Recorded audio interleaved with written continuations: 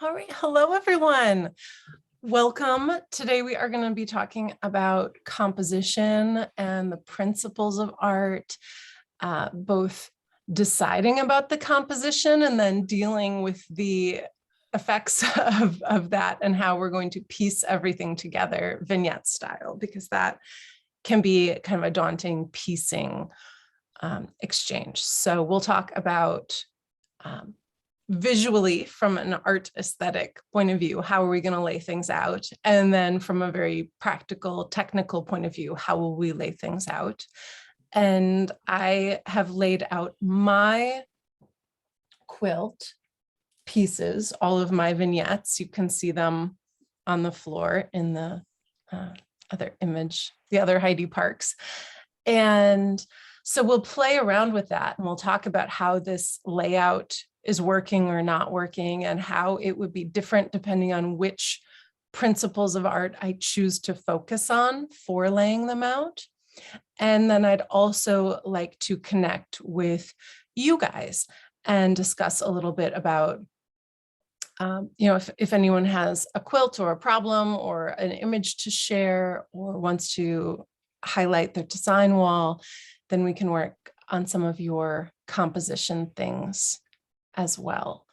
I'd love a quick just hello though. How's it going? Like, are you on track with the schedule? Are you guys really ready to start with your composition and piecing, or not so much? You can use the chat or you can just pipe up. We're a small group, so it's pretty easy to just raise your hand or just verbally share a little bit about where you're at, how it's going. Joanne.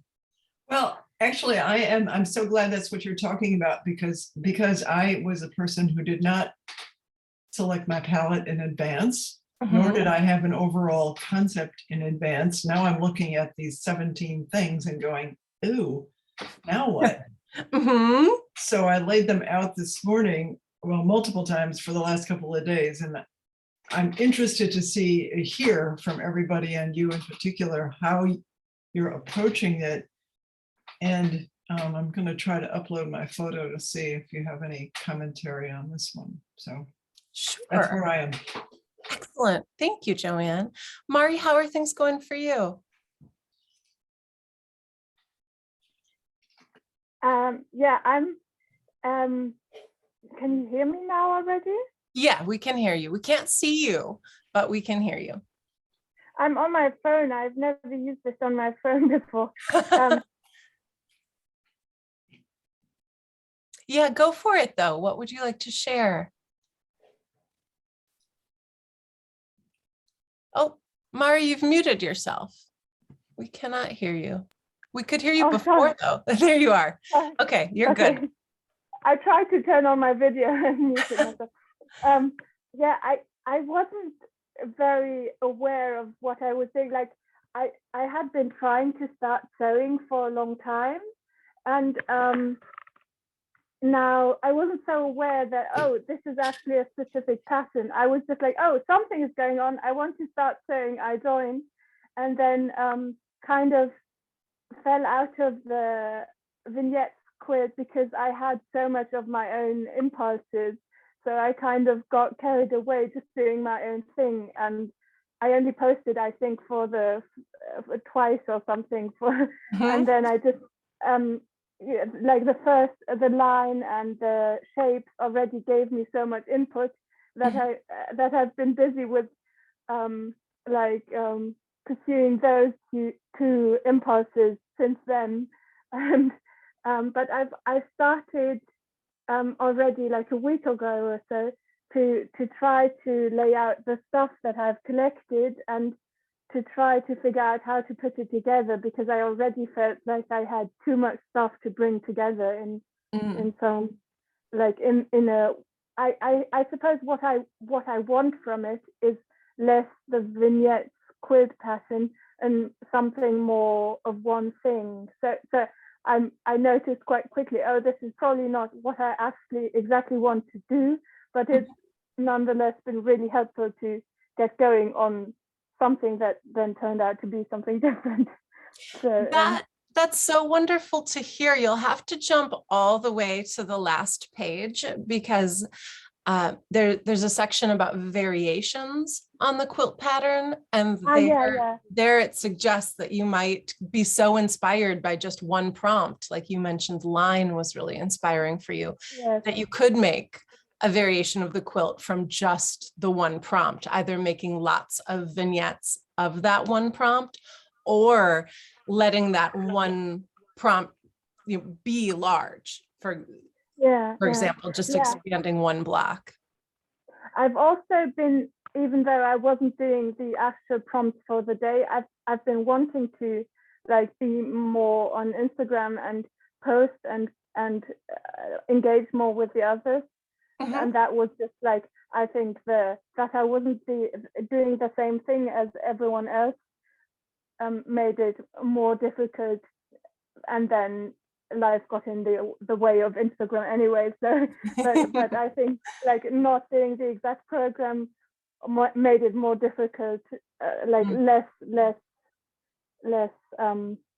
obvious how to exactly post or something. But I'm not very good at posting anyway, so I already. But it has been really helpful just to start getting going and interact a little bit with people, and That's wonderful. And, the prompts will always be there for you if you want to return to them. And I think also for a lot of people, the posts that are there are very inspiring. So those of you who have been sharing a lot on there, hopefully people who maybe aren't also posting, but Mari, you have the opportunity to look through the posts, to like all of them, to comment, to say if someone has inspired you or made you think about that block in a new way. So that would be a really great way to participate. I feel like also when I looked at the hashtag now, I feel like there's still people doing prompts from a while ago. So I feel quite well with, okay, I might still post about previous prompts whenever I get around to it or something. So it feels really nice. Yeah, for this one, I decided to keep just one hashtag. When we did the Moon Improv quilt last year, I did a separate quilt-along hashtag and kind of separated the quilt-along and the pattern. And now this time around, I thought it would be nice to just keep everything together. So it can be a full mix of any prompt at any time coexisting with the quilt-along. Well, thank you. All right, let's hear from Naomi. You're up so either late or early. I'm up very early, and it's been a really windy, stormy night, and I'm just going to stay in bed while we do this. Well, for me, good morning, everyone. It's really nice to be able to make these Zooms, and I'm super appreciative that they happen in my own time zone, despite it being early. It's not like 3:30 in the morning like the soft bulk conversations, which I can never haul myself out of bed for, so it's great. I've finished all the vignettes, and I've sort of been playing around with composition, and I just wanted to really say thank you to all the people that have been really helpfully commenting on I did posted about composition the other day, and then I just tagged a whole bunch of people in a comment that have been like commenting along who've been saying helpful things, because I was just like, I don't want, like, because of the time difference with posting, I just thought if I tag some people, then hopefully they will see some stuff. And a great idea. So thank you. Yeah, thanks to anyone that's commented. That's been really helpful, and I've had a really good play around. And I think the other thing that's been really helpful that I thought it would be worth saying is that the section in the video workshop on composition was really helpful, and thinking about all of the things that you talk about in that was really good. And also photographing things in black and white was really helpful as well. It just makes you look at the composition process so much different when you see things in black and white as regard to color, particularly because I have quite a high contrast color palette. I'm working in green and black and white. So yeah, it's been really interesting. And I think the other observation that I've had around the compositional thing is, like, when you're working on your own, it just feels chaotic and like you can't see the wood for the trees. And then when you see someone else working on their composition, and then they get to the point where they're like, here it is, you're like, oh, but that's so obvious. So I guess if it's helpful for people with like for a bit of encouragement, I think it can be really hard to see your own composition, and standing back from it or taking a break can be really good, or getting other people's points of view. So. Oh, those are such wonderful insights. Thank you. This is really great to hear that the video workshop was helpful for wrapping your brain around composition. And I love the idea of tagging other people working on the quilt along in your posts. I think that's so fun to participate. We need to get a good name for ourselves in the scavenger hunt quilt. We're all called the scavengers. So whatever our crew is called needs to reveal itself at some point. So I also completely agree about when you're up really close, it can be hard, and taking a step back. And also I find pretending that the elements and principles, especially the principles, are the feedback of another person. You know, if you don't have someone else with you, especially because I tend to do a lot of sewing at night when there's a small handful of people that I know awake. That it's nice to be able to just pose a question to yourself and say, well, how is the rhythm in my composition? How is the value in the composition? And that is a great way of getting that dialogue that can push you to do something better. I also love that you shared that about the black and white photos. My good friend, Zach Foster, he was talking to me the other day and saying that he was wondering what was going on Instagram because so many people were posting black and white photos of quilts. Like, what's going on? And he thought that was a really savvy Instagram strategy for stirring the pot, because suddenly there's a lot of black and white photos. So I loved that insight from him from afar, because he's not doing the quilt along, but that he noticed it in his feed more because so many people were posting in black and white. So that was really neat to hear. Okay, I feel like that is a good segue to me sharing about the current state of my quilt. I've got the video stream of it, and I'm going to go move some things around in a minute. But right now, I'm going to share a photograph of it so that you can see my mouse moving around. You guys can see my mouse, right? Little nod. Okay. So here, this, I think, is one of those great examples of you lay things out and you're real close to them and you think you've done a wonderful job, and then step back and start to realize that there's a lot of problems going on. So it was remarkable to me how the exact same thing happened when I was filming the video workshop for the first variation of this quilt that I made, where I thought that I had very carefully laid things out while I was just filming a time lapse of myself and like, oh, what a good composition I had. And then I started filming and talking about the principles of art in the composition and realizing that it was just a hot mess. And this one, I was kind of remembering back to that feeling and then thinking, oh, this time I've really got it. It's looking so good as I'm pulling my vignettes out of my pile and setting them carefully on my batting. And you can see I've got my little ruler laid out, so I know I'm on a 5-foot square piece of batting. So I've got my frame to help contain me. I felt like that was another good tip from the video workshop. I always like to start with a size to help contain me and anchor things. So just less than an hour ago, I laid this out, and I had previously done some work. I was teaching in Madeline Island last week, and one of my students there was doing the vignettes quilt. So I did a little extra sharing with them about the composition, and I had already laid all of these out a couple different times, found a few variations for them on the table because it was fast and I was teaching. I didn't take any photos of those variations, but we really did move it around a lot. I felt that I had been playing with the composition and becoming familiar with my blocks.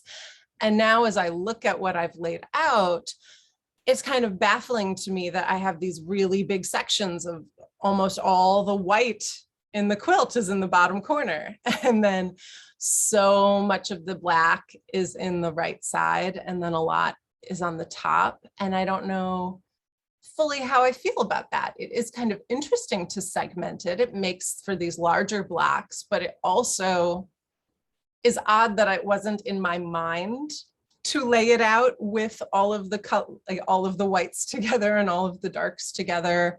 So that's a really interesting thing to notice. Some of the things that I am enjoying is the way that my layering block is scraps from hemming a dress for somewhat to attend a wedding this summer. So this big blue thing that, oh, what did I just, oh, that's funny. I gave other people the power to draw on there. Let's see. Oh, I don't know how to remove that. Oh, well. Mari, if you're able to not draw, I don't know how to clear that. Remote control and here we go. Got it. Clear all drawings. Okay. So here there's this bottom of this skirt goes all the way around the edge. So that's 5 times 4 is 20 feet of it. And then it jumps out and makes this loop as well. So it's at least 25 feet of continuous polyester sheer fabric. Plus then I have these 2 other loops for the other layers of the skirt. And so I liked the way it was a layered skirt, and it was waist from them making these bridesmaids dresses for super, super tall people, so that then everyone has to pay a lot of money to tailor them. Or certainly I had to pay a lot, well, I had to give a lot of my time to tailor it myself. Anyhow, I thought that was a really interesting thing for the layering block. I haven't altered them in any way yet. I just grabbed all my scraps that I had saved, put them in a pile and said, this is my layering vignette. So I had initially thought that maybe I would just sew them together to make one large area, but as we were laying things out in the studio space in Madeline Island, I realized it was starting to feel fun to contain the quilt or divide the quilt or break things up with these big strips. So that's one thing that's going on. I also like the way that I have at least 2 pieces of fabric that make these L shapes. And I love how those are tricky with the sewing machine and very easy by hand. So here for my obsession block, I've got these eyes, or sorry, for my gazing block, I've got a bunch of eyes. And then I've also got, for my texture block, this little L shape in here, this L shape. Right now I am covering up part of my value grayscale. I liked how that kind of cropped it in, but I have more scraps from that will go other places. I have quite a few things that don't look like reality yet as I'm laying out my composition. Number one, I have this men's dress shirt that is my appropriation block, and I also haven't altered that shirt. So that is going to need to be cut up or flattened or maybe flat pressed, but I don't think I want to leave the shirt whole and just quilt through all those layers. I do think that I want to cut it in some way. Right now, the pocket on the front left of the shirt is here in the composition, as well as this little arc that you get from it. And these 2 bits of yellow plaid, that's my economy block. And I have, both of those are very large bits of yardage. So I'm imagining that fabric will fill in a lot of the holes in the composition and be everywhere. So it looks sort of odd and symmetrical here, but I'm picturing that would be also in this area where you can see the batting, up here where you can see the batting, and perhaps sort of snuggled in to some other relatively empty areas in the quilt. So I wonder if we want to unpack and talk about and poke around on this quilt a little bit, we can look at the photo that I have here, and then we can also start to move and manipulate some things in the video feed. But and then I guess another puzzle for me, another challenging thing is I have these 2 diapers that are vintage diapers from Japan. Here's the regular diaper, and then here's the adult diaper.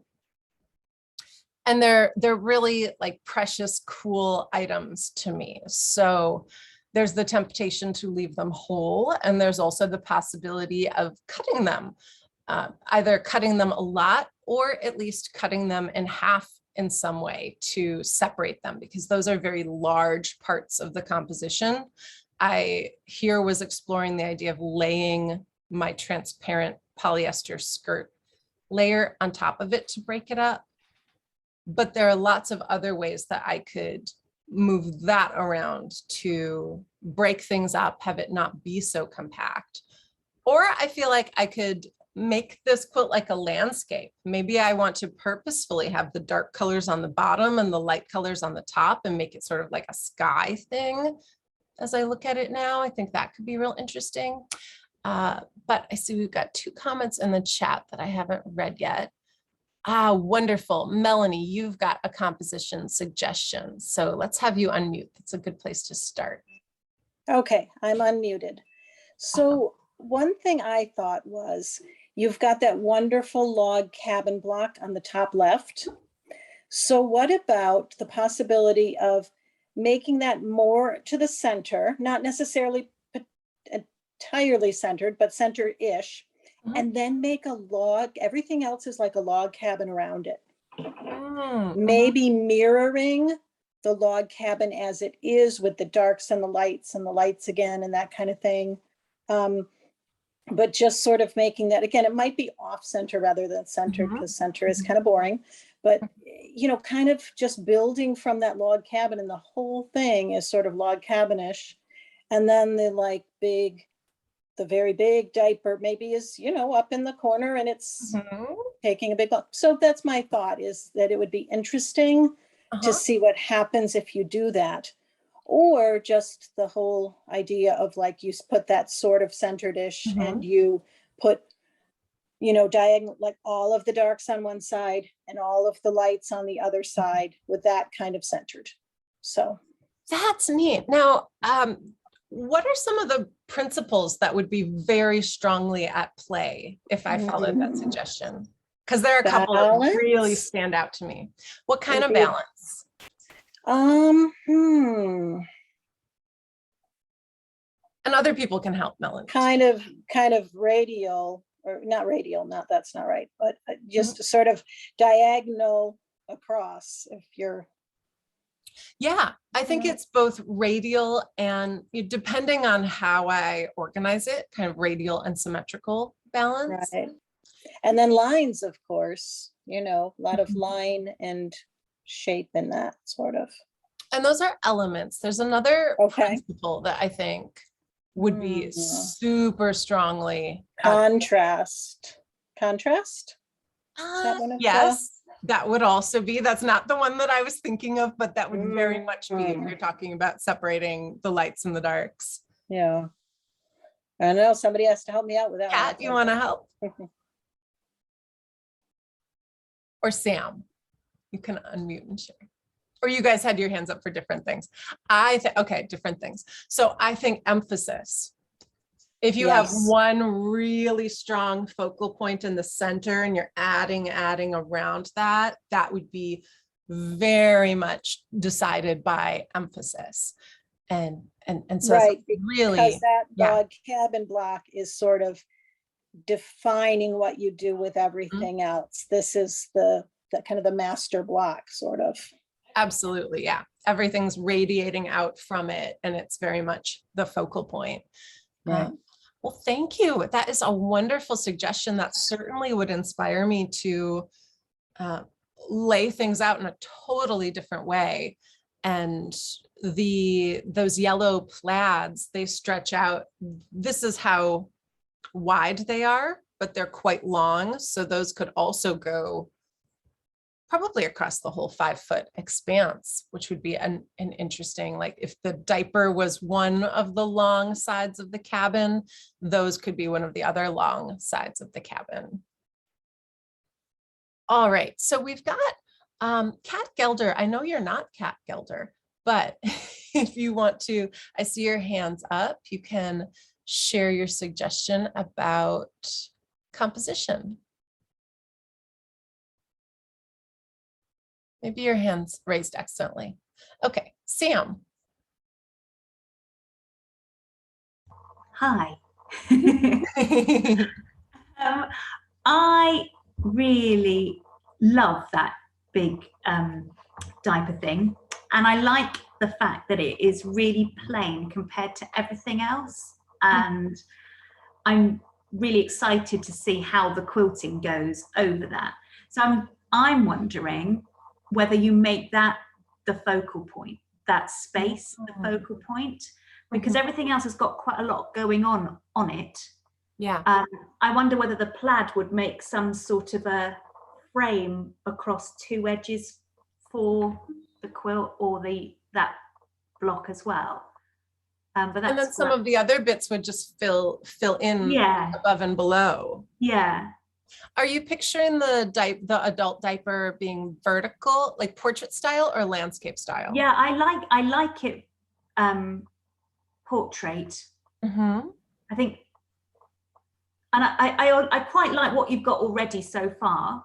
Yeah, it's just like tweaking. I think instead of having things going across, your layering going across that, maybe that could go further even.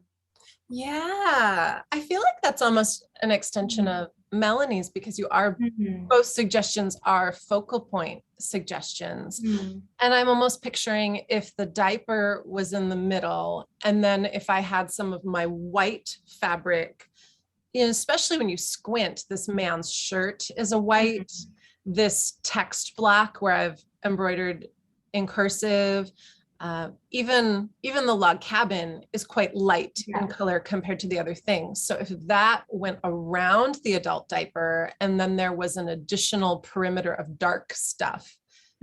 So this obsession block, the dress that's navy blue, my space and color and shape, if those then almost kind of like a donut. So it'd be dark and then white around, and then dark around, and then I'd have to figure out where those yellow ones played in.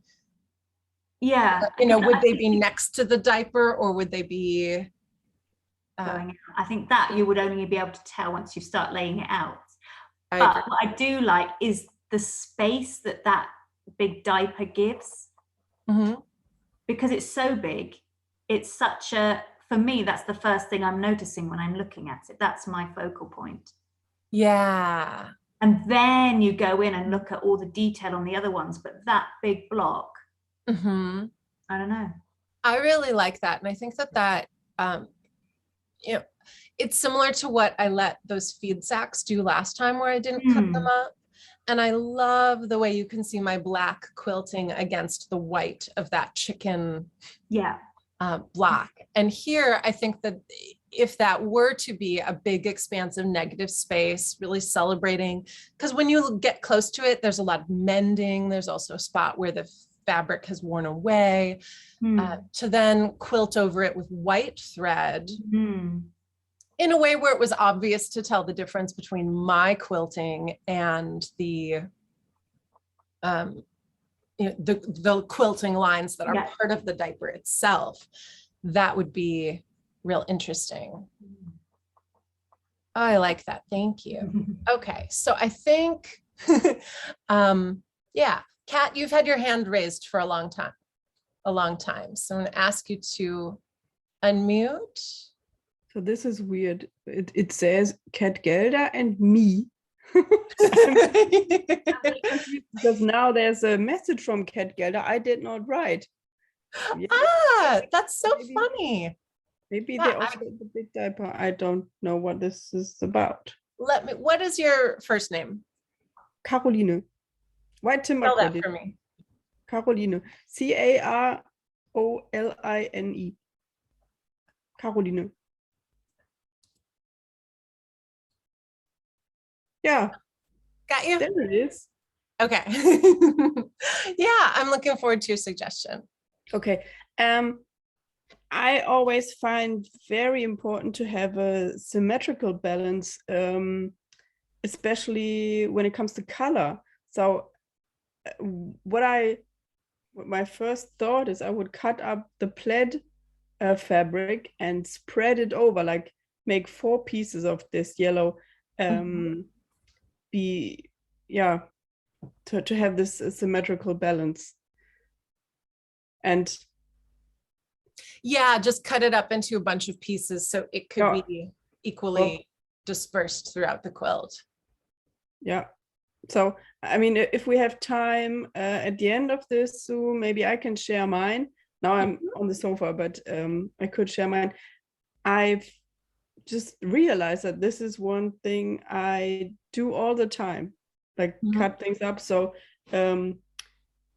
it's like when you look at the quilt, you take in all the colors that are displayed on the quilt at once. Like you don't have one single place where the colors come in just one area. So you're kind of adverse to having a focal point, and you're more interested in the principle of unity. Yes, and like balance, and then like rhythm, because I'm searching for the English word. The repetition. Yeah. This is where it's color coordinated repetition makes me happy in quilts. Yeah. Oh, and that's, that kind of self-awareness is what really helps to create your personality, excuse me, as a maker as well. Some of those things that you can't even put your finger on all the way, but when you're walking through a quilt show and then you see a quilt from afar and you think, oh, that must be a Caroline or someone else. Yeah. And people say that about my quilts, and my daughter said, the one I'm just making, this vignette quilt, this is the one she likes most of all the quilts I have done so far, and I've done like 70. Wow. Because it's so me. She's 11, and I loved her for this comment. Oh, I love her for that too. Yeah, really so nice. Well, thank you for sharing. All right, let's hear from Angie. Okay, get me unmuted. I would say that my overall response is I like the overall layout, but I think the visual balance of the light and dark contrast, it could be so easily balanced with just like a slight movement. Like even if some of that navy sheer, a tiny bit of it was draped across the top piece of your signature block. So there was just a little bit of dark color pulled down in that corner. And where you have the navy like inverted L shape above the diaper, I agree with leaving that whole. Like when I have something precious like that too, I would have a very hard time cutting that. Yeah. But adding even something a little bit lighter up in there, even if it was some of the yellow plaid, to pull a little bit of lighter color up in there. But the thread color that you choose to stitch on that diaper is going to be, I think, that would have a lot of visual interest to the weight that's pulled in there. Let's see. Now I'm back to looking correct, right? Yeah, you're right now. So let's try some of those kind of simple suggestions. I think just to even manipulate the light and the dark a little bit. So here, if I'm to maybe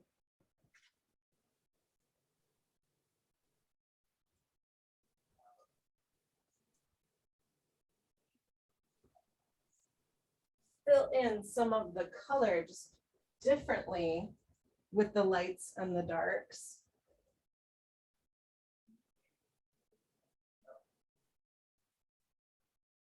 Oh, that wouldn't be. Oh, look, there's my whole grayscale.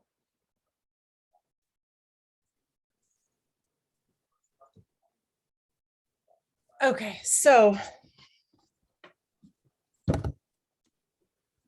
that's something like suddenly really different to look at with the light and the dark. What would it look like if you flipped it upside down? Yeah, I feel like I would prefer the light to be on top as well. That seems more like a landscape. Right. So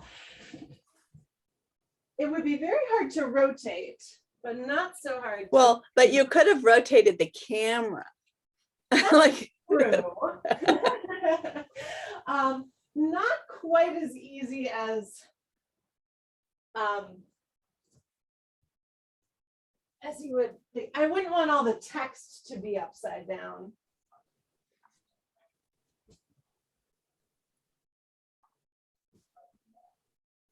So especially seeing some of these unfurled differently, I think is interesting.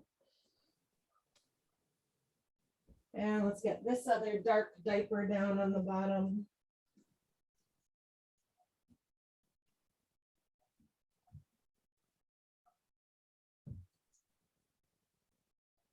And these would be more side to side.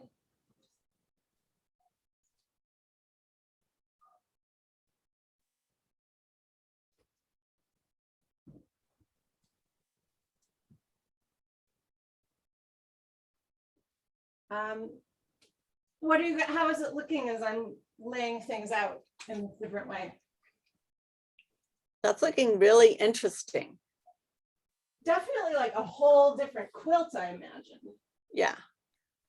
I would say I don't think it actually is looking like a different quilt. And the thing that I'm consistently noticing about each of these ways that you're organizing things, Heidi, is that you seem to be leaning towards grouping your light colors and your dark colors. And I always think it's interesting if someone's like either subconscious or conscious tendency is to one thing, is to see what happens if you just then really lean further into that. Like rather than trying to kind of go for balance, what does happen if you just do exactly what you're doing now and just start to really push into that high contrast? Yeah. And I love watching how quickly you lay out. It's like, I was so slow laying things out for the first one that I did. And it took me forever. And like, you're so fast. And when you're so attached to it, it was such a painful process that you think, I've got to go with how I laid it out. I've just had a thought, Heidi. That layering blue that sweeps up from the bottom right, it's almost like a curve. I wonder if that could be like a brush stroke coming. We've got so many of them, you could almost, I don't know. It's such a transparent fabric. Yeah, that stuff. Yeah. Yeah. Almost like those really bold, because you've got some Japanese textiles in there. That's sort of Japanese calligraphy almost. But not, but well, that sort of vibe. Like, you know, the contents of a diaper. Or some nice painterly strokes, Heidi. You could go for that option. But that blue could also just go over the whole, you know, like that swath that you just had, and then it can go up into the light and kind of like, again, that brush stroke all through. Because you can really see the contrast against the light and the dark, actually. The other thing interesting with how you've just laid that out is how the little log cabin block goes right into those stripes below it. Oh yeah, those right. are Don't they just kind of fit together a little bit, which is cool. What if they were in and then the yellow underneath that, so there's like stripe, stripe, stripe. That's fun. Yeah, lots more rhythm. Yeah. I certainly do. You know, and this tea towel that I've embroidered my name on for my representation block, that's something that can also expand and contract a lot. You know, to give me either more white or less white. I've gotten kind of dark up top though, haven't I? I like that idea of pushing some of those natural inclinations just a little bit further. I'm liking your design floor. It's so much quicker to rearrange the blocks than on a design wall. I put so much work into a design wall, and now I see this, and I want to put mine on the floor. I finally took down my design wall altogether and decided I am not going to use one anymore. So why bother having it take up space? Yeah, because I oftentimes am working with kind of untraditional things like this where they're too heavy or it just takes so much effort to pin them. Let's see. Could these still have a nice little relationship together?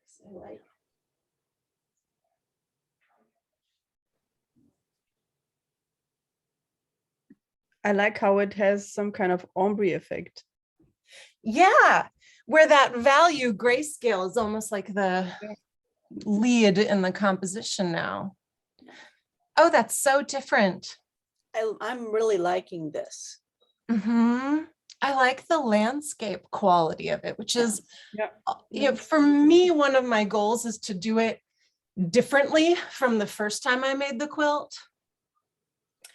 So I wouldn't want to do the composition the same way or with the same principles in mind that I did last time. So this idea of value scale is really exciting to me. What I focused on before, and we really haven't even talked about it yet today, is the visual movement. So I was thinking about, where is my portrait looking? Where is the chicken looking? I had this whole kind of dot to dot of how is the visual movement bouncing across the surface of the quilt. And this is not so much about that at all. It's really not about visual movement, but it's about that grayscale. And I think as well, once I cut up more things, in particular that shirt, I feel like if the shirt were cut up and in a few more places, that could be really satisfying for creating that grayscale. It's also, I would need to take some black and white pictures, I think, as I were composing it to just double check some aspects of the grayscale. It's amazing to me how the eyes now seem so much darker, that the strip of those eyes on the right. Mm-hmm. Suddenly that tan feels really dark next to the whites, as well as maybe I would want to cut up that tea towel to go along the top where I've got my name embroidered in this orange. But it's, wow, that was really fun with everyone's input and those different ways of looking at it at play, because it's just a very different feeling from when I was doing it on my own, looking at the principles and choosing which principles do I want to focus on or think about. So this has given me a ton to think about for my quilt. And let's move into our last phase then of getting to see some of your quilts and you know, just sharing some collective feedback that way. So I'm gonna let go of the spotlight on my quilt. But yeah, I'm glad too that you guys liked getting to see how I move things on the floor, because it's very fast and it helps keep me from getting too attached to the layout of something. And I truly think that being able to lay it out a bunch of ways, take a bunch of pictures, so I'm not trying to remember the old one, but then I swipe through a bunch of different photos and think, well, which one do I like, or how does it respond that way? I don't get too attached, and then I can really make a more strategic decision about my composition. But yeah, let's see some hands up. Who's got something that we could look at? Would be especially fun.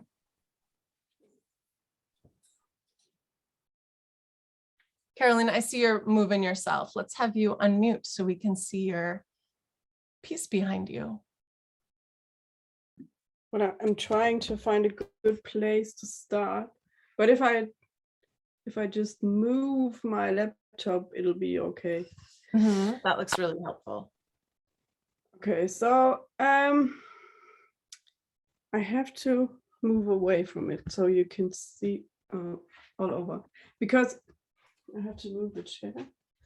Because what I find actually really clever is my Heidi, you said think about what nature like forms in nature or something.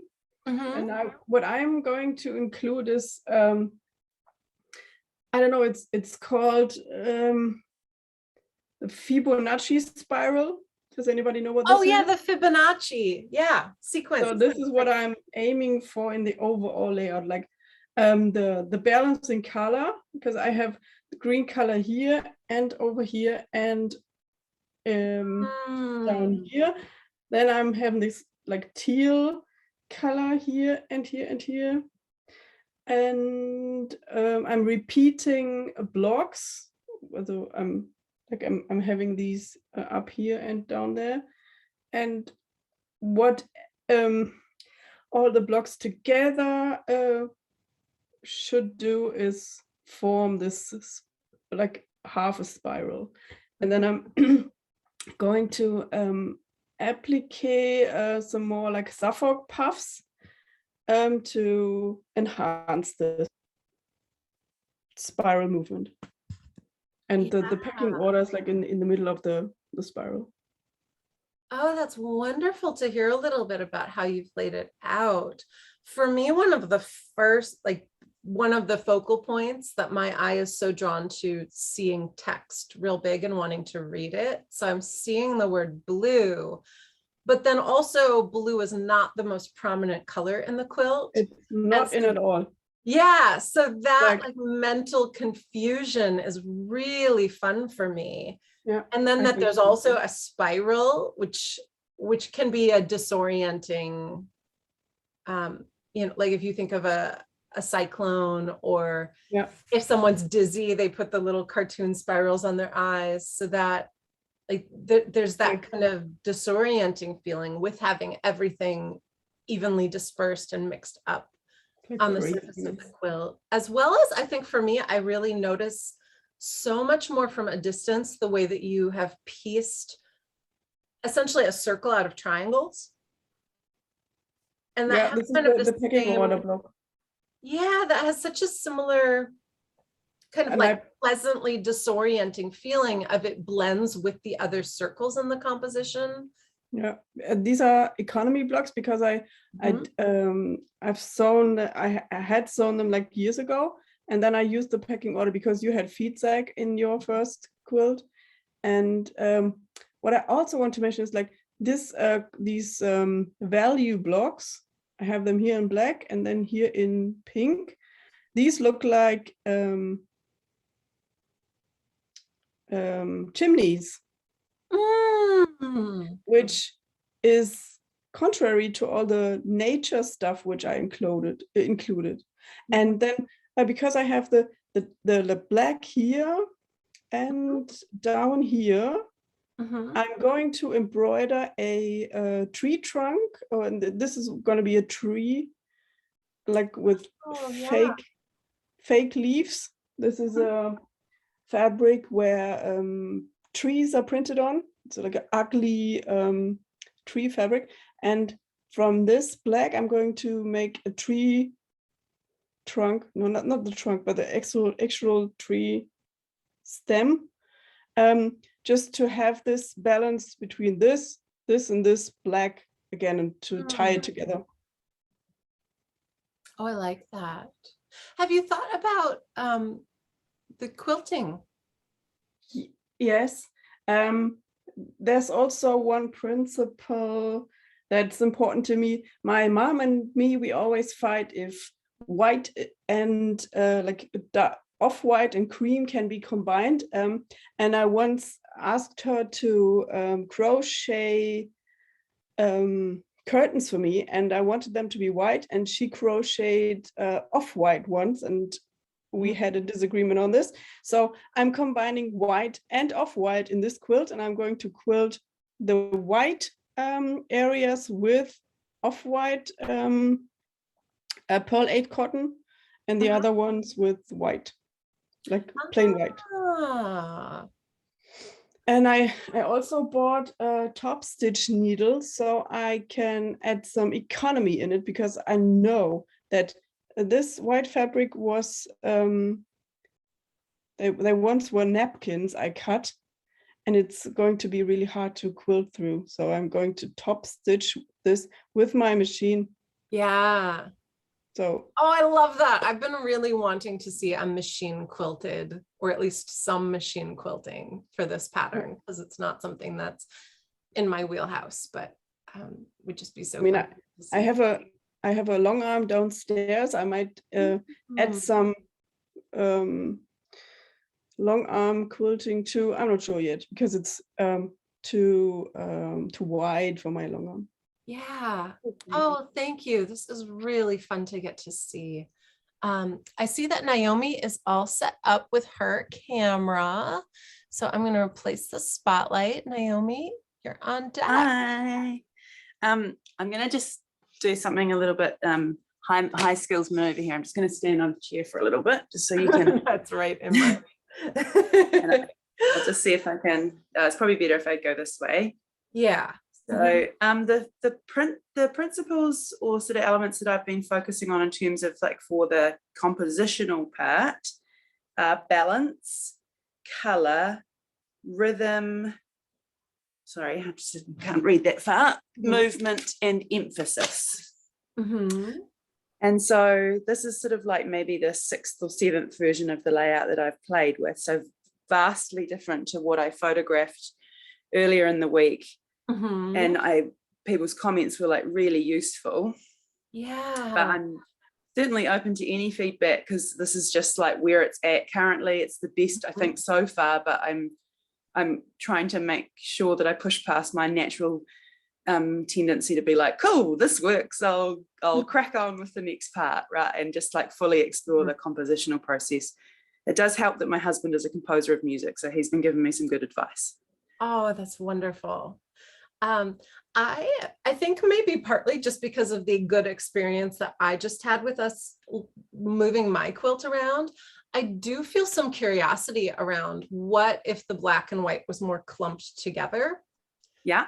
And then the like mid greens and the light greens were clumped together more. For me, yeah, I thought that too, of like doing a value-based one after seeing what you just did. Yeah, for me right now, you just have an incredibly big focal point in the black horse on the white circle. Yeah.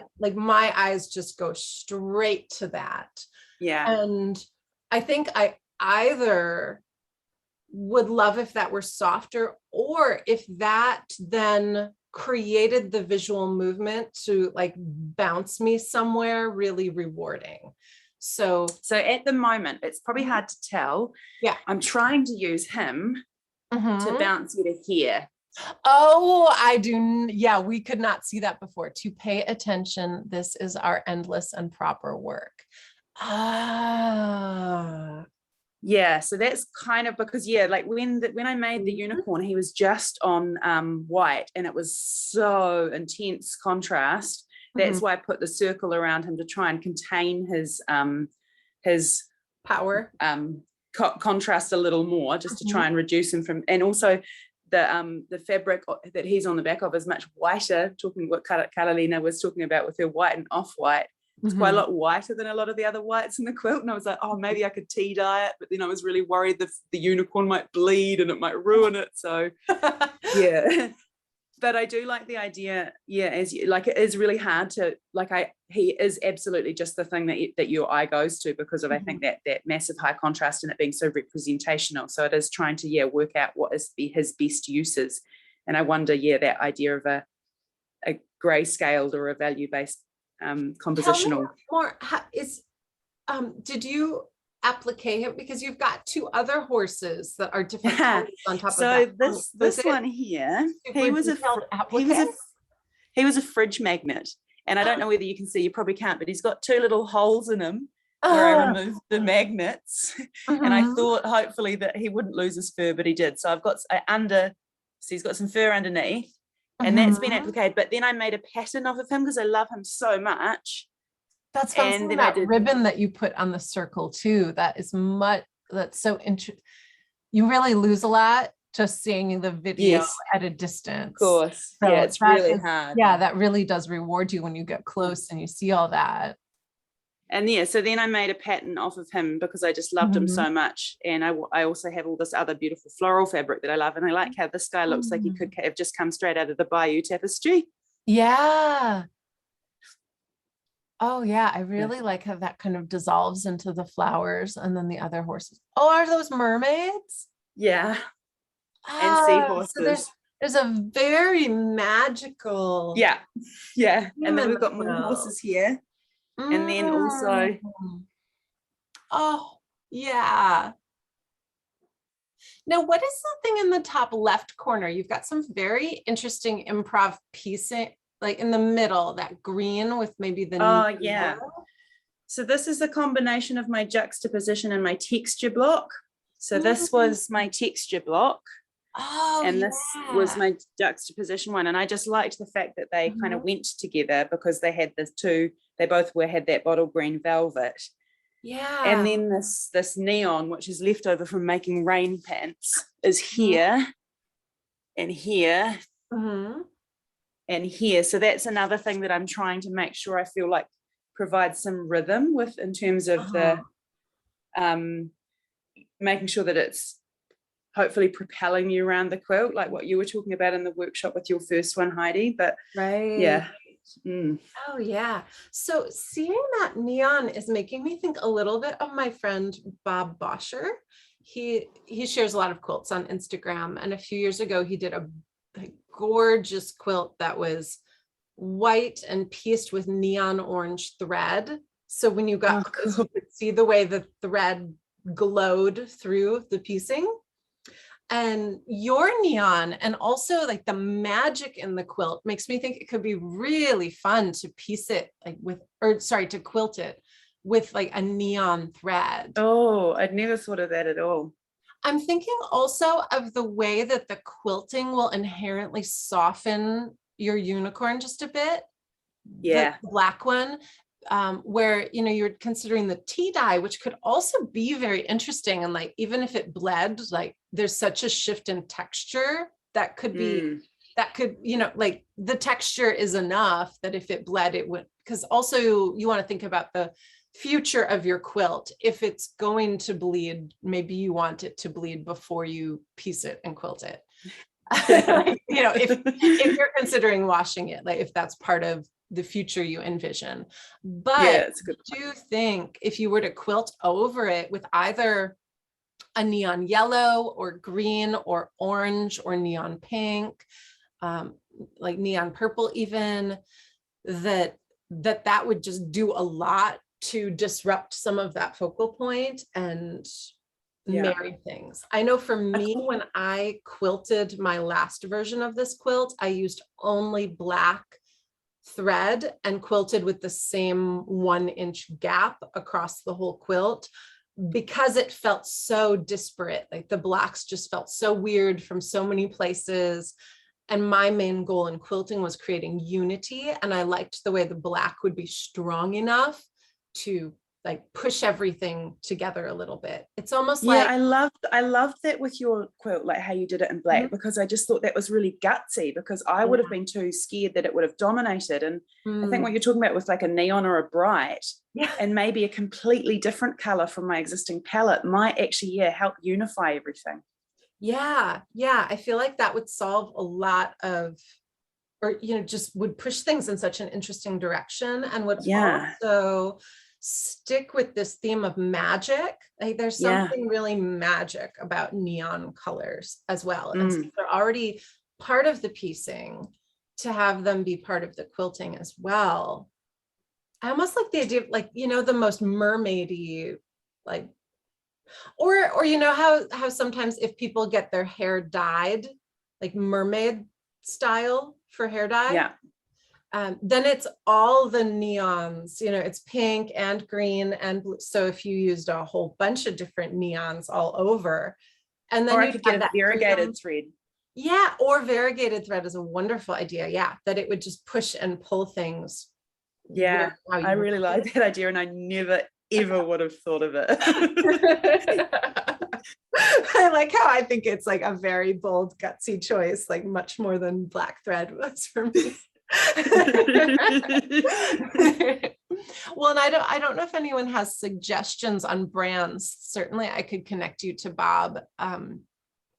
You know, if he could share the neon that he used or that he likes. Yeah, it'd be limited to what I'd be able to get in New Zealand. So Yeah. I'd probably just have to kind of go down to Spotlight, which is our equivalent of Joann's, and just see what's around. Yeah. Mm-hmm. Yeah. Oh, thank you. But I'm definitely going to check it. I'm going to check out his stuff for sure. Yes. Yeah. Oh my goodness. You'll really like that. Okay. Do we have, I see there aren't any other hands up. I'm not noticing, but I can't, let me switch to gallery. So, oh, good. Angie, you've got your hand up. And then if anyone else has a good view. I'm gonna show, because like if people following along on Instagram know that I did one and I jumped way ahead and before I did even the first Zoom call. And my first one that I pieced together was actually larger than I'm comfortable working, because I don't like working big. And it felt so busy. Like it kind of made me a little crazy. So once I got it pieced and basted, I threw it aside and I'm like, I just can't look at that anymore. And even though I look at it and there's so many things in it that are so personal, and like things that friends have given me. So I look at it and it just pops memories up everywhere. But then I ended up moving over and going, okay, I think somebody had inspired me really of containing their color palette and some of the things they're posting. And I'm like, okay, that would feel different. And so that's when I went a different direction, pieced that one. That one's quilted, completely done. Oh, and wow. And a size that I'm comfortable with. And so I noticed in our chat, someone was talking earlier about, okay, it feels so busy. Like it's visually, it's kind of overwhelming. And this is, I don't know if let me spotlight you better. Yeah. This is what I started with. This was my first one. Yeah. And this just feels really busy to me. There's a lot going on for sure. Yeah. I did start quilting. I've started quilting right in here and threw it aside again. And then my other one is this smaller one that. Oh, wow. I saw that stick recently. Yeah. Yeah. So now this one is done, and this one feels much more like me, much more calming. And I'm like, okay, this one I like. and that one I'm going, okay, I'm going to spend all this time hand quilting it. And I've got to find some way to kind of unify all the busyness. And so now that I'm listening to you guys talk about the thread stuff, one of my main questions that I've been kind of pondering is making decisions about how you're quilting it. Like even the patterning, what direction are you going? How are you making it up as you go? Is every block quilted different? You're changing threads, and so now from this conversation, I'm going, okay, maybe I need to really rethink how I'm quilting that one and go with a thread that's going to kind of somehow tone it down a little bit and unify it a little bit more. And so if anybody has any thoughts on, how do you actually kind of choose that thread that's going to tone it all down and kind of calm it? Could you hold it up for us one more time so we can see it again? Oh, yeah. I mean, certainly for me, when I chose black thread, I liked how it was going to push everything back. It's almost like putting a pair of sunglasses on, and it just puts a scrim over everything that gives it something in common. You have some really nice dark areas in the quilt by that yellow triangle and underneath your right hand. Right. So that jumps out to me as an option right away. And I feel like maybe I wouldn't be drawn to black, but would instead be drawn to dark purple or navy blue. Well, or, and this right here is actually a navy. There's a lot of navy in the quilt, and there's navy down in here. Yeah. So maybe if I went with a navy, and do you think it would be best to just kind of stick with a straight pattern of quilting across it instead of trying to do something different for all of the blocks, that I just go straight across it? I think I would try to go towards having the quilting be a little bit more loud. So like that blue triangle that's above the trees, maybe even if the Right here. quilting was parallel to that angle, Okay. or at least in part of it. I also think allowing the quilting lines to overlap each other could be really intriguing. So if maybe on that blue triangle and down from there, oh, actually, hang on, let me take a screenshot. Okay, hold your quilt up real steady. Good. Don't move. Okay, so let me screen share, because I love this technique when I'm teaching on Zoom of being able to draw on something.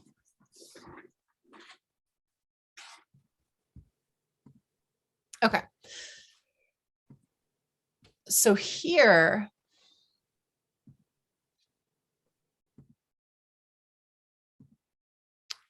oh, okay. So it seems kind of fun to me to be able to have a line that for a while is parallel to that triangle. Right.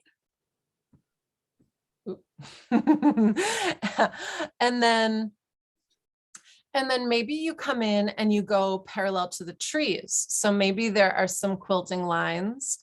Maybe you shift from the dark purple to dark green or something. Yeah, so the colors are similar, but not exactly the same. So then you cut in and you get like diamond shapes over here where things are overlapping. Right. And then I could also see maybe in this bottom corner, like changing direction. I also think to mix it up, it would be fun to consider leaving your lines, your quilting knots and your tails exposed. For me, those added a lot of like punctuation, especially in that white expanse by the chicken in my feed sack. So here, if you were to do diagonal lines in a third shade of color, whatever that would be, and every time you start, you have a knot tail here, it's going to give you this really long arc going across where you see that tail brighter, like more boldly than you see the quilting lines, as well as kind of spread throughout wherever you run out of thread. Then there would be that tail where you have tied a knot or stopped and started your thread. Okay. I think in here could be an opportunity as well to, if I was quilting this and this was the order I had been quilting it in, it could be fun then on this edge to also do another line of knots. And maybe here would even be in, I don't know, I was just trying to think if maybe it would be in a lighter color or darker, but probably still darker. But then you would get those little tails would look a little more bold. And then here, maybe you could do a little either curved arc like that. Mhm. That would be your first curve though. It could also be real nice to, yeah, to just fill that in like this, but then you would have, again, a row of knots. That would almost extend what you've got happening here, because that's such a notable line in the quilt.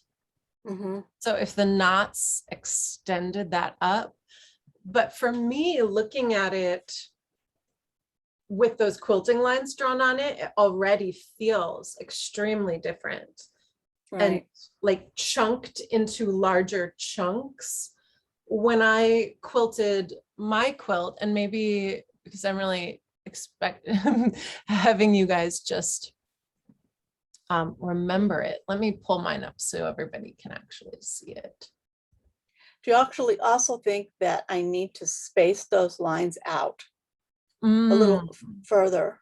And in that one section with all the trees where I'd already quilted in some lines, and I was just using like a quilting thread. It's not very thick, but it's a quilting thread. Do you think I should leave those lines in? Oh, yeah. Because it kind of Yeah. defines the pattern that's there, and then just quilt right on top of it again. Yeah, I really like the idea of leaving. I think the more quilting, the better. Okay. Yeah. So here in this first variation that I did, you can see that I started with this curve.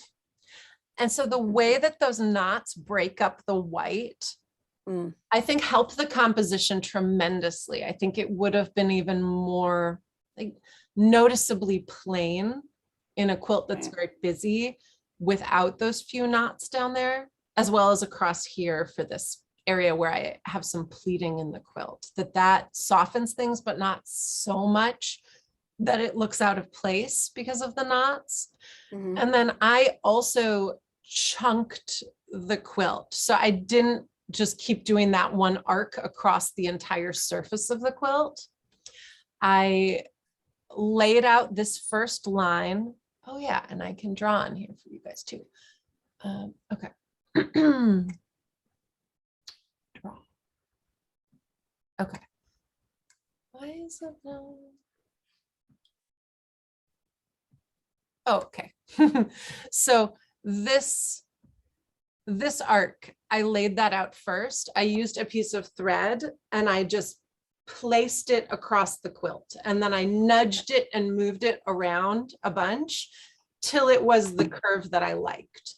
And then I just went in with some straight pins and made myself a little dot to dot. So maybe every, like the distance of my hand, I would add in a straight pin. And so then when I quilted that very first line of quilting, I just quilted from pin to pin to pin. And then thereafter, I was just always echoing that towards the corner of the quilt. Then I went in, I was trying to find it.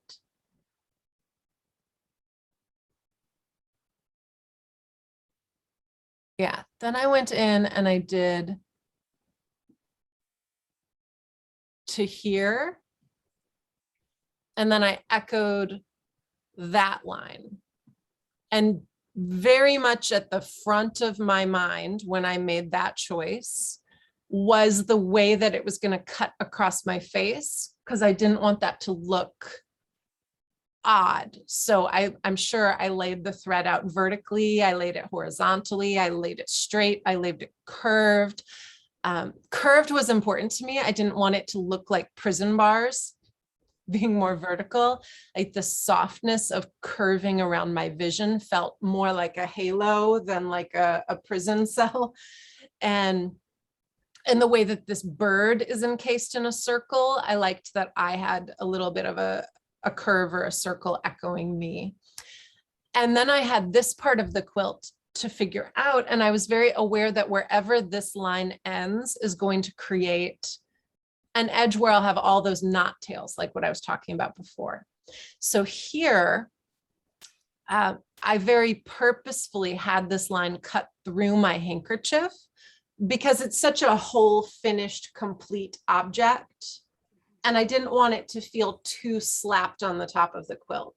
So by cutting through it with the quilting, then there's this row of knots right here that disrupts it just enough that it feels like I did something to it instead of it just being like appropriated and slapped onto the quilt. Then down here, I made this little like triangle where I kept going with my verticals across here. You can see my knots along here because I wanted to introduce a more horizontal line. I don't fully remember why. And then I was getting near the end. This is the last part. I'm showing you in the order that I quilted it. So when I got here, I could have just done a few more rows across, but I thought, no, let's employ that same trick that I did before. And let's break up this seed bag a little bit more. So you can see this really pretty curved line of knots that I have at the top of the quilt. That's from me changing directions one last time. It took a little bit more time and energy and effort for me tying more knots, changing direction, but I love the line that makes and how it, again, breaks things up and also creates rhythm within the quilt where this is like a trick that I've done more than once, where it's breaking up the feed sack and also breaking up the handkerchief. Okay. So I imagine that's helpful to be able to see the order of the quilting. And I also did not plan all of it out before I started quilting. I knew that my piecing had left me with some problems that needed to be solved. And I love solving problems in a quilt with the quilting rather than trying to piece my way out of a problem. So here, I knew that I really wanted to focus on visual movement in my piecing. That was like the big thing of this quilt, was bouncing the tension between me and the chicken looking at each other. So I thought, let's echo that with the quilting. And then I thought I'll figure out the rest later because it takes a long time to quilt to here. So I kind of had faith that I would figure out the other parts. But I do think that chunking things was very, very helpful. I like the idea of laying the thread across it and getting your shape there to start with. That's a really great tip. Yeah. And what thread are you using that makes these knots so obvious? This is the DMC size 8 pearl. I might have been tempted to use the crochet cotton in a size 10. And with that, I mix up my brands a lot more. I'll use Aunt Lydia's crochet cotton, but I'll also use like the generic Michael's brand or DMC or other things, depending on, because none of the brands have the same rainbow of colors that you can get in pearl cotton. So I'll change brands for a color any day of the week. I like how the crochet cotton is a 3-ply. The pearl cotton, these little ones, are a 2-ply. And when you scale up, to me, it looks very ropey because it's thicker and it's made out of just 2 strands. And the crochet cotton is a thicker thread, but it's made with a 3-ply. So it doesn't look as ropey. It's made from 3 strands that are kind of the same size as these. It's just 3 of them instead of 1. But given the strange fabrics that I had in this quilt, I think it would have been a little too hard to pull through. It takes more effort to pull through. Like recently, there's a white quilt that I made with the vignette style piecing that's just made out of a ton of white scraps. And my first impulse was I want to use the thick thread of the crochet cotton. But then I quilted literally like 2 feet of it. And I realized that was going to be far too unpleasant because it's a 4-layer quilt. So I gave up on the crochet cotton in favor of the pearl to have it be easier. Okay. So yeah, it's not like super thick, but I also, you can see I left my tails around an inch or two. I didn't cut them off too short. Okay. Yeah. Well, thank you so much for sharing that. It's amazing to get to see two versions of the quilt that you've made. Like completely different. Yeah. I'm hoping for the same effect with mine, that they'll be really different from each other, but the same pattern. Yeah. All right. I Thank see you. we've got a hand up from Leslie.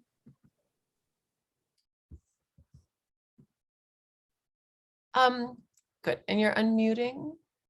Yes, there. Mhm. So I'm not nearly as far along as other people, and I've got, I think all my blocks are up there pretty much. And what I've done is I've been doing a lot of different textile work for a lot of years. So I'm a printmaker and silk screener and a bunch of other stuff. So I've actually pulled out almost all samples that happen to fit. There's a few commercial prints in there, but it happened to fit the prompts.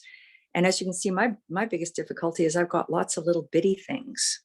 Yeah, just overwhelmingly, you really get to see that similarity with the black and the white and the line, where you have so many thin lines and everything. Yeah, so I've got like my, magpies. We have a lot of magpies up here. I love magpies. Mhm. Everybody else hates them because they don't like that. They're kind of awful birds. They have a squawk and they eat chicks or eggs from other things, but they're black and white and shiny and beautiful, and they're magpie things and references to magpies, magpie feet. And I've done, like I say, a lot of screen printing and lino printing and stuff. So there's a stylized magpie. My husband thinks that those are sailboats, but they're actually magpies. So so my big thing is trying to put this all together without it looking like a complete dog's breakfast. So I'm thinking maybe what I need to do is, I guess, a couple of different things. Either I could put the things together that belong together. For instance, I could put these little guys together and then border them, or I could not put everything together and just bring up the size by bordering it with like I can cut up a lot of the fabrics that I have, like the lines at the top on the right, I can cut those all up. And I do love dots. So I was going to introduce a commercial charcoal background. You can see it there with a pinky dot on the top. So any advice anybody has as to what I could do with this? It's a sampler. It's all samples of stuff that I've worked on. So yeah, when I look at it, I definitely, like, right now, the way you've laid it out is very much kind of equal everywhere. Yeah.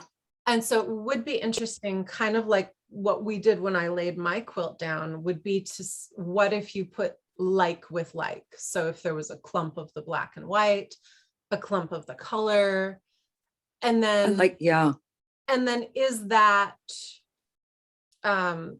arranged top and bottom, or side by side, or center spreading outward? Could be very interesting. I also, with the word magpie, I have had in my head just for such a long time, because I used to be a high school art teacher. And so I would show the same like PBS Art 21 video to my students, and I'd watch it.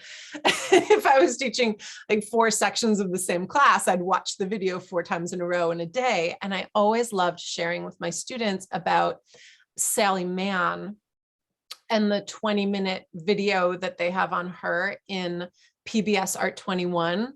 I think there's a part where they get to like her nude children. And so I probably only showed like the first 10 minutes of the video. And then very strategically was like, next, to not be showing 14-year-olds that imagery. But the beginning of the video has a lot about her photographing dog bones. And she says to the camera that she has a magpie aesthetic, meaning that when she sees shiny special things, she wants to pick them up and grab them and collect them. And I wonder, because I love thinking about things when I'm quilting in sort of a verb sense. So if you had a magpie aesthetic, how would you organize all of these blocks? Like if you were a magpie collecting things, like would the bright ones be your nest? Yeah, the treasures. Probably I'd have those more hidden because I'd want to keep them for myself. Yeah. And where is hidden? Like, is hidden tucked away in a corner? Or oh, probably hidden. I was thinking like the nest is sort of the black and white parts, perhaps. So like surrounded. No. Would they be? Yeah. You know, because you can't hide them as in not have them in your composition. No. But within the composition, you know, would you hide them all in a corner, or would you have them surrounded by magpies? Or that just gave me an idea of maybe the really small ones, instead of thinking that I have to make them bigger by putting borders on them. Maybe you had some small ones together on yours, Heidi, and it looked really good.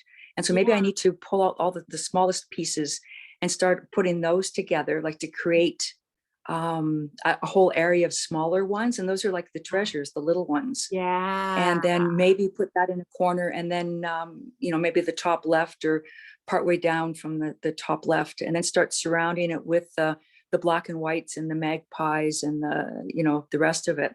I don't know. I like that idea though about but I think the little ones could be the treasures. I wonder, Angie, could you hold up your second quilt real quick? There's a beautiful moment in the top of your quilt where you have this arc that swoops up above the stick. Yeah, hold it just a little lower so we can really see. Yeah. Like, I wonder even if a pile, like, could you make a pile like that with some like the arc? ones? Yeah, that arc above the stick. That's just such a graceful kind of like pile slope that could be an interesting, especially because you don't have a lot of curves. No, I don't. So that could really stand out as a special place that you might make within the quilt of things. Oh, okay. I could actually maybe try inverting the curve too, so it looked more nest-like. Yeah. Yeah. Angie, thank you. Yeah. Oh, no, that's great. It's good ideas. Thank you. It's really been fun. Yeah. And if you can stream that Sally Mann episode for free on the PBS website. Another favorite line of mine that she says in there is, if it doesn't have ambiguity in it, don't bother. So like, if it's not a little bit confusing, if it's not, if it's too easy. Yeah, or like too obvious, or if like she likes the feeling of being a little bit confused as a viewer of art. And so I would say too, like, even if other people don't understand that you have pretended that you're a magpie as you're arranging your composition, that that's okay. Like, the viewer doesn't need to be able to understand every little thing. No. And I, in a lot of my quilts, like, keep part of it to myself. Like, it's my business what, like, because a lot of my work connects to relationships or my health or, like really private things. And so, there's different layers of, when I write about the work, I share this amount. If I'm doing a free thing, I'll share that amount of information verbally. If it's like a paid or a private event, then maybe I'll share a little bit more. And then maybe there are things I only would share, like within my close circle of like actual friends and family and that sphere. And I think having those kinds of layers in a quilt can create some extra ambiguity that's interesting. So, I love that you were sharing a little bit about like what you were telling your husband versus, like what he needs to know versus what he doesn't need to know about that magpie print. But I think it could be really fun to consider putting yourself in the shoes of the magpie to arrange things, because that's such a for me, a really fun way to get out of my head and to make a composition more ambiguous is to think about things a little bit more like a verb. Right. Yeah, like the The way magpie's nest. Yeah. yeah, the way it feels to sew. So it's not just about visual, but it's about like what am I, the artist, physically doing, and what is the order of those things. Well, thank you. And it's been such fun because I've got to drag out all these samples that I just, I didn't want to throw things away when I was, when it was just sampling or whatever, or bits left over. And it's like, so I will, I'm glad I saved this stuff, and it's going to be put to very good use. Oh, they just are so rich and interesting. And I feel it like those glasses, there's so many things that I want to zoom in and see closer, because I can tell like there's a house and glasses and those beautiful floral drawings. So thank you very much for sharing with us. Oh, thank you. Thanks so much. I really appreciate seeing everybody else's work. It's been wonderful. Yeah, keep I us just posted. share that I'm I very used excited this. about that. Thank Sorry. you. I just shared that I use this glasses fabric too, so we have the same pieces in our quilts. which I love connect it. us. It's a Sarah Pilkey fabric. Thank you. All right. Well, everyone, we're doing a great job on time. We're right around an hour and a half again, same as last time. So thank you for joining from so many different time zones all around the world, and for being so generous, sharing your quilts and in progress. Did anyone have one last thing that they'd like to say or share? Anne, I see you've got a quilt behind you. Is that something you'd like to share with us? Yeah. Make sure you unmute though, if you would like to. Yeah, I'm really far behind. I don't have very many pieces, and they're all previously made pieces that I'm kind of fitting in, and it's already huge. Yeah. So I'm kind of stuck in the fact that I don't have any room left I don't really have much room left. So I'm trying, everything is like 5 different things. So that's kind of my approach at this point. That's form. Those are 2 sleeves. Oh. They were a friend of mine, a very close friend of mine died, and I have some of his shirts. And I took 2 of the sleeves, which I did not want to cut because, they're sleeves. Right. They're his arms. So I appliqued them on there only around the edges. So it's still very loose in the middle. And that was going to be my form block because it kind of moves around. The eye, I don't know. I made that a couple years ago. That's gazing, I guess. Yeah. Oh, totally. This, I don't know. I haven't figured out what this one is. That was some old timey pattern that I was working on a few years ago. I don't know what that is, but that's got to fit in one of the categories, I'm sure. So everything was previously made. This is a mask when we were making fabric masks that I cut in half. Yeah. And just sewed the pieces on. That is a beautiful fabric. Is that something that you dyed yourself with all those white circles with the dark background? These little things? Yeah. So those are 2.5-inch squares, was white ones, and I just tied them together and indigo dyed them. So they came out just with the dye around the edges, and some of them are darker and some of them have less dye. And then I just sewed them all together. Oh, they're really pretty. So it's a grid, and then I just have and they're all strips. each circle is its own small piece of fabric. Yeah, they're all individual. But yeah, I just started sewing them together one day to see what would happen, and I ended up with all these chunks of sewn together little pieces. I don't know. Anyway, I'm pretty far behind. I wouldn't worry about that though. It's nice to give yourself some space that way. I do think you've got quite a bit of negative space still.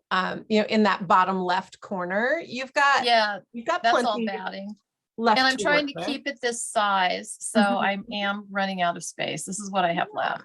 Well, and then you're also allowing yourself to applique some things on top of the sleeves, like the eye. Yeah, I don't know how far I want to go with that. That says joy. That was some indigo thing that I made that I wrote joy on. And I I can add more stuff to that, but I do want to keep the sleeves, and unfortunately they're huge and maybe that just doesn't work. I don't know. For me, Maybe they're too big. Those, I almost want you to do a really symmetrical quilt.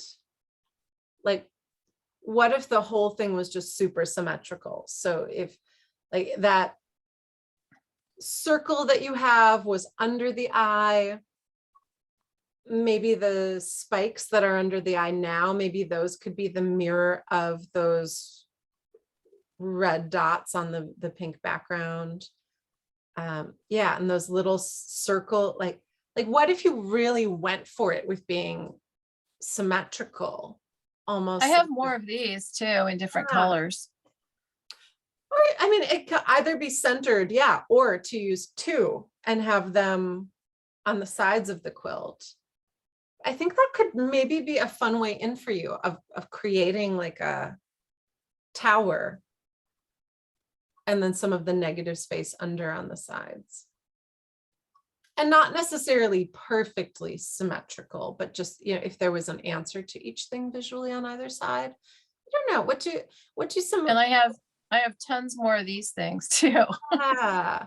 I think that's your obsession block figured out, and layering, anything you already have tons of. Yeah.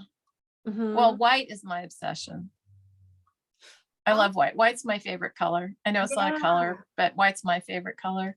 Mhm. So there's going to be a lot of white in there regardless. Yeah. What do So, you I don't know. Heidi, about the symmetrical, because I feel like, and for how special those sleeves are for you and how much like meaning that they contain, allowing them to almost kind of be this like shelter over the top of everything that is underneath could be thematically something rewarding to work with, so that you have this kind of idea of these arms containing all of this joy or whatever that happens, or remembrance or something that comes underneath. I feel like that's part of your title is salt, like shelter. What a beautiful word that is, to be thinking of the arms as creating space. And then, yeah, I also like the idea of, and I think I was thinking it, but didn't fully articulate it, the way that like if you had a kind of a stacked tower in the center, that could be very figurative. And even kind of, you know, he's passed on, he's not physically there, but like other things kind of standing in, the things that remind you of him, the things that, you know, a vertical like that can be very figurative in a work of art. Yeah, some of the stuff that I haven't worked on yet, but I sort of have picked out is, we used to go to Paris frequently. And I have some Paris fabric and with French writing and the Eiffel Tower. And I wanted to incorporate that. is that appropriation? I don't know what that is. Definitely. trying to make everything fit the list instead of doing the list to the blocks. I'm doing the blocks to the list. Yeah, I like that too. So yeah, I have that. And I had, that's a cat. There's a cat in the middle of that, that block. So he had a cat. It was his kitty that I ended up taking afterwards. And so yeah, there's a lot of stuff that probably relates to him that I haven't consciously thought of, but it does. So yeah, that would be good. The arms over I like all how of they the almost other feel like stuff. wings, you know, not that they would have to be part of like an angel tradition or anything, but it just that kind of taking flight, being in a new form. Oh God, they do kind of look like wings, huh? Yeah. I didn't think about that. Yeah.